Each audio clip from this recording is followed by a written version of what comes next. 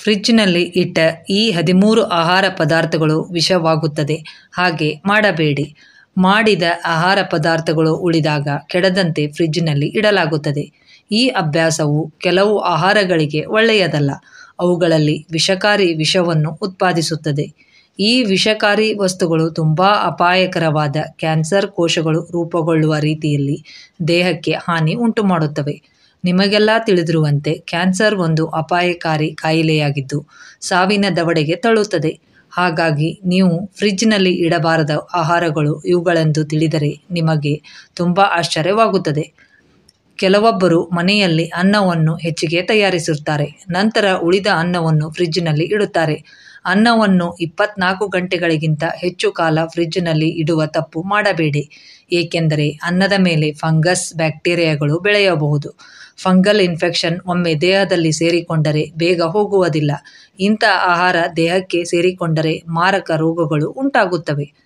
ಪ್ರತಿಯೊಬ್ಬರೂ ಬೇಸಿಗೆಯಲ್ಲಿ ತಣ್ಣನೆಯ ಕಲ್ಲಂಗಡಿ ಹಣ್ಣನ್ನು ತಿನ್ನಬೇಕೆಂದು ಫ್ರಿಜ್ನಲ್ಲಿ ಇಡುತ್ತಾರೆ.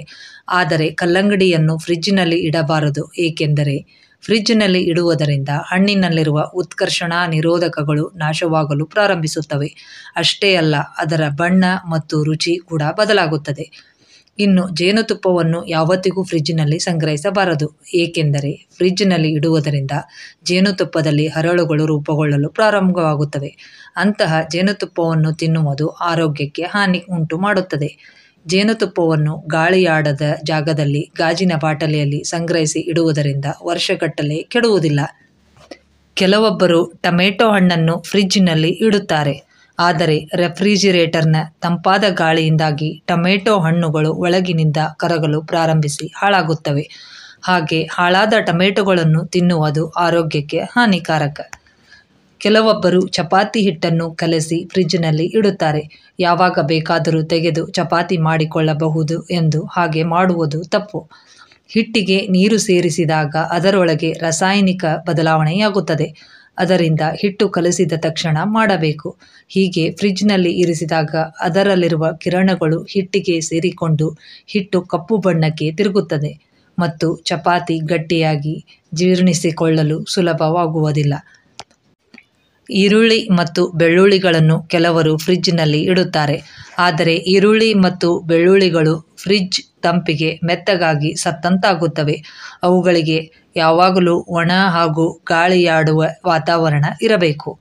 ಇನ್ನು ಬ್ರೆಡ್. ನೀವು ಬ್ರೆಡ್ಡನ್ನು ಫ್ರಿಜ್ನಲ್ಲಿ ಎಂದೂ ಇಡಬಾರದು. ಫ್ರಿಜ್ನಲ್ಲಿ ಇಡುವುದರಿಂದ ಬ್ರೆಡ್ಡು ಗಟ್ಟಿಯಾಗುತ್ತದೆ ಮತ್ತು ಅದರ ರುಚಿ ಕೆಡುತ್ತದೆ. ಬ್ರೆಡ್ ಬೇಗನೆ ಬೂಸ್ಟು ಹಿಡಿಯುವುದು. ಯಾವಾಗಲೂ ಒಣ ಜಾಗದಲ್ಲಿ ಬ್ರೆಡ್ಡನ್ನು ಇಡಬೇಕು ಮತ್ತು ಅದು ಆದಷ್ಟು ಬೇಗ ಅದನ್ನು ಸೇವಿಸಬೇಕು. ಆಲೂಗಡ್ಡೆ. ಆಲೂಗಡ್ಡೆಯಲ್ಲಿ ಪಿಷ್ಟ ಅಂದರೆ ಸ್ಟಾರ್ಚ್ ಅಂಶ ತುಂಬ ಹೆಚ್ಚಾಗಿ ಇರುತ್ತದೆ. ಫ್ರಿಜ್ನಲ್ಲಿ ಇಡುವುದರಿಂದ ಈ ಅಂಶವು ಬಹುಬೇಗ ಸಕ್ಕರೆಯಾಗಿ ಪರಿವರ್ತನೆಯಾಗುತ್ತದೆ. ಇದು ಸಕ್ಕರೆ ಕಾಯಿಲೆ ಇರುವವರಿಗೆ ಬಹಳ ಹಾನಿಕಾರಕ. ಇನ್ನು ಹಣ್ಣುಗಳು. ಆದಷ್ಟು ಬೇಗ ತಾಜಾ ಇರುವಾಗ ಸೇವಿಸಬೇಕು. ಫ್ರಿಜ್ನಲ್ಲಿ ಹಣ್ಣುಗಳನ್ನು ಇಡುವುದರಿಂದ ಅವುಗಳಲ್ಲಿನ ಪೋಷಕಾಂಶಗಳು ಕಡಿಮೆಯಾಗುತ್ತವೆ ಮತ್ತು ರುಚಿ ಕಳೆದುಕೊಂಡು ಸಪ್ಪೆಯಾಗುತ್ತವೆ.